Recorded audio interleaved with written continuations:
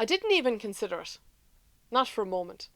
I got an email about a conference in the US and forwarded it to my husband Ardal saying, someday we'll be able to do things like this. And I was expecting him to respond with, yeah, someday. But he didn't. He levelled me back with a one-liner. Why can't you go now? And I started typing furiously with a, it's ridiculous to think that I could go because of, and for this reason.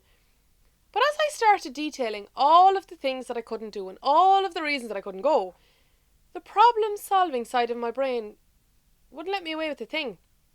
At the time, I was on a training programme where we were allowed a €1,500 budget as long as it related to the business. And when I thought about it, this would cover a subscription to the entire membership site, which was packed full of value, by the way, and the conference ticket.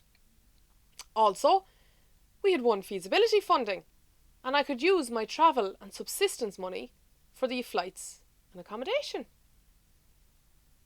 And on top of that, of course, Orlando is 5 hours behind Ireland, so I could do my emails in the morning and then afterwards go to the conference and come back afterwards again after the events of the day and catch up on work before our Irish clients even knew that I was gone.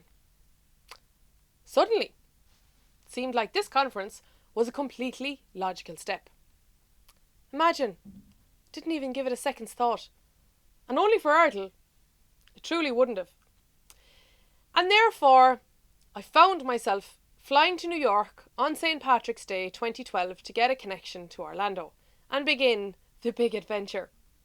And the conference was absolutely fantastic. However, I worked hard at it.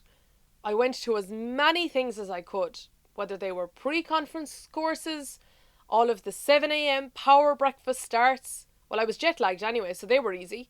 The evening and the networking events, and whenever there was any break at all, I went into the expo to network with the stand owners. I truly didn't leave any energy in reserve, as I had an 8-hour flight home to re-establish that. I'm just so glad now Ardal asked me that philosophical question. Why not?